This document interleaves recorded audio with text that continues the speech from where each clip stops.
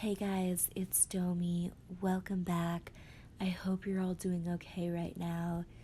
It's been a heavy week, and today we're going to talk a bit about it. And if talking about race relations makes you uncomfortable, you're exactly who needs to hear this. I don't have all the answers, I never will, but having an open dialogue is necessary, especially right now. A week ago, on May 25th, George Floyd, an innocent black man, was callously murdered when a Minneapolis police officer knelt on his neck for 8 minutes and 46 seconds while being filmed over a $20 bill. As of today, when I'm recording this voiceover, only one arrest of 4 has been made. But this outrage and uprising and these protests, it's not just about George Floyd. It's not just about those 4 police officers. This was just the last straw. This is about literal centuries of oppression and a system built on injustice set in place to uphold the laws that unfairly target black people. It's about the countless black lives lost at the hands of police officers. It's about those who have experienced excessive force and police brutality and haven't died. It's about racial profiling. It's about stop and frisk. It's about the countless black lives that have been ruined at the hands of those in power. This is about black Americans having to live in a country that's president advocated for the execution of 5 wrongfully convicted black teens and still maintains their guilt decades later, despite all of their convictions being vacated. We're in the midst of the biggest global pandemic we have seen in our lifetime.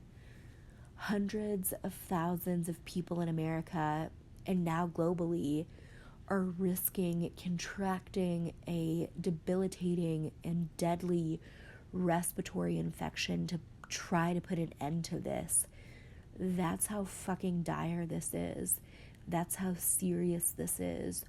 We're at a boiling point, and that is why people are taking that risk. Change needs to happen, and it needs to happen now. Before I get into everything else, I just want to talk about Black Lives Matter versus All Lives Matter real quick, because for some reason that's a very hard thing for a lot of people to grasp, even though it's a very simple concept. Black Lives Matter is not saying only Black Lives Matter or that Black Lives matter more than others. It's simply saying that Black lives do matter. If you have 5 people and one of them is hemorrhaging, you give the person hemorrhaging the medical attention. It doesn't mean their life matters more than the other 4. It means that we give them the help because they're the one who urgently needs it. We need to stop the bleeding because all lives can't matter until black lives do.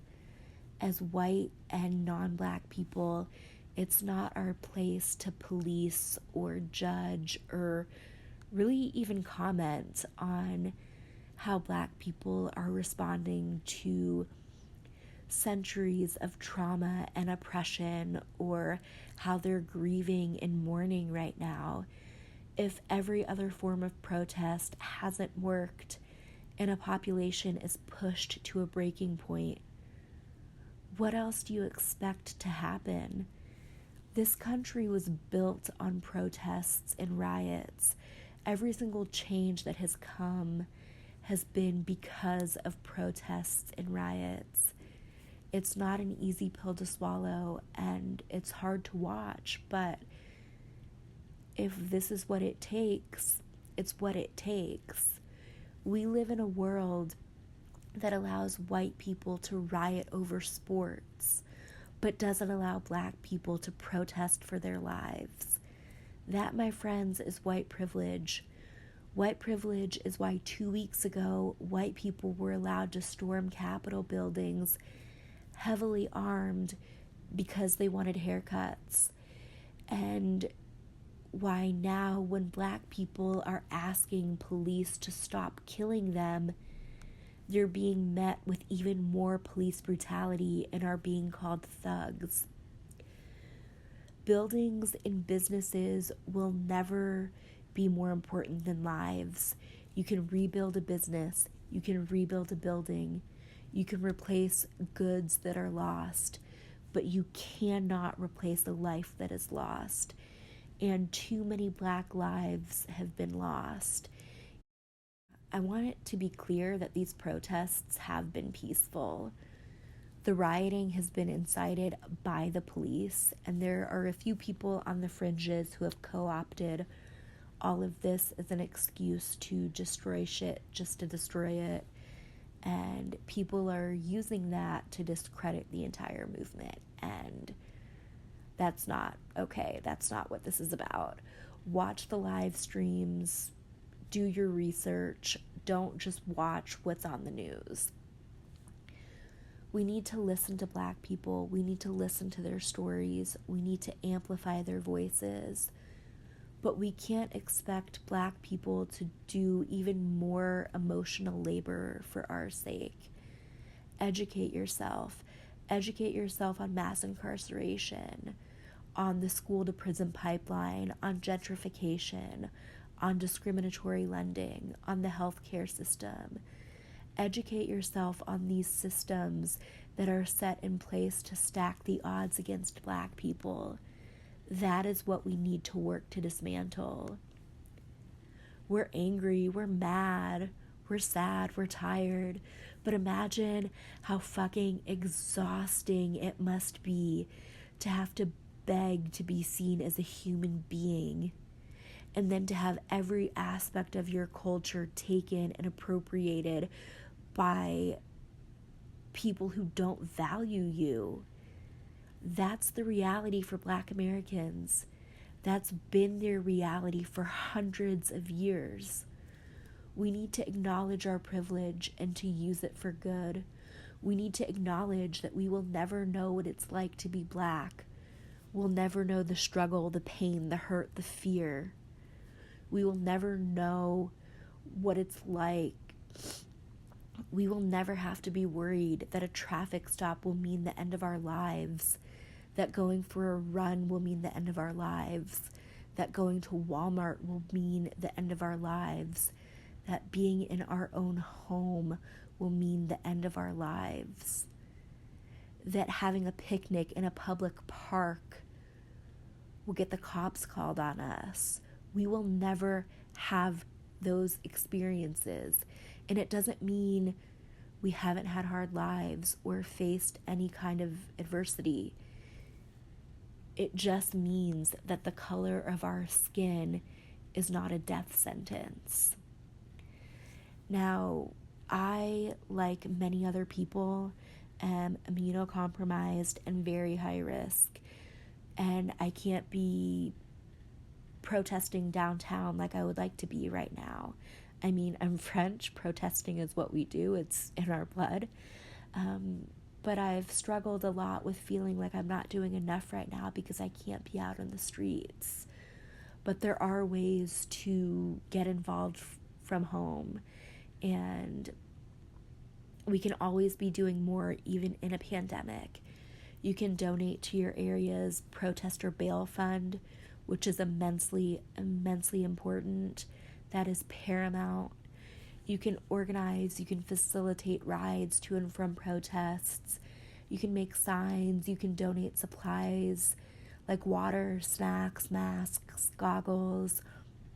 If you are able to donate financially, I will have some places linked down below. And if you need help finding places to donate in your area, just let me know and I'd be happy to try to help. Times are hard for everyone right now, and if you can't donate financially, that is totally fine. There's a YouTube video that I'll link down below that's donating all AdSense earnings to the cause. So that's a great way to contribute if you're not able to donate. But make an effort to open a dialogue, to educate yourself, to educate your friends and family. Talk to your kids about race. They're never too young to start learning. Call out racist stuff you see, even if it's a family member or a friend. Have those hard conversations. Call your congresspeople. Sign petitions. Support Black businesses. Support Black artists.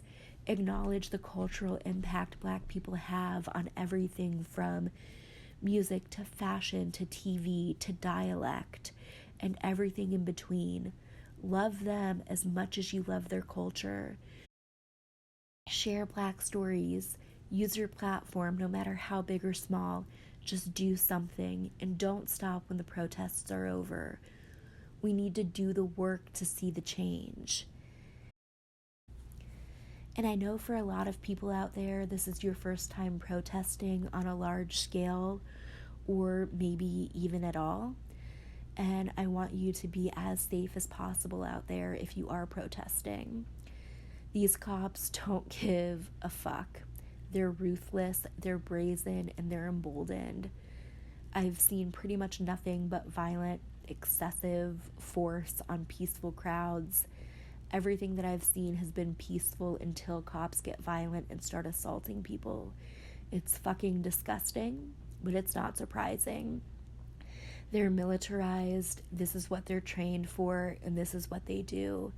Use your privilege at these protests. If you see a Black person in danger, put yourself between them and the cop. Be a physical barrier. Go to the front lines. But also be respectful of Black voices. Amplify their voices. Don't speak over them or for them. And follow their lead. Protect each other and look out for each other. And please, please, please wear your masks. Make sure you have supplies. Make sure your phone is charged. Sharpie the number for your local ACLU on your arm. And be safe and respectful with what you post on social media. These are just a handful of things to keep you and others safe out there, but I will have resources with more linked down below. I'm not going to sit here and say that the system is broken, because it's not. It was designed this way, and it's functioning to its fullest extent, but it's a deeply flawed, deeply oppressive, and a deeply racist system, and it needs a full overhaul from the ground up, and that time is now, and we can't stop. We can't stop listening. We can't stop amplifying. We can't stop acting. We can't stop learning. Change isn't going to happen overnight, but it is going to happen. Again, I'll have resources and information linked down below. And if you ever need a friend to talk to or someone to lean on, I'm here. I'm listening. I love you guys. Thank you for watching. Take care of yourselves. Stay safe, and I will see you later. Bye, guys.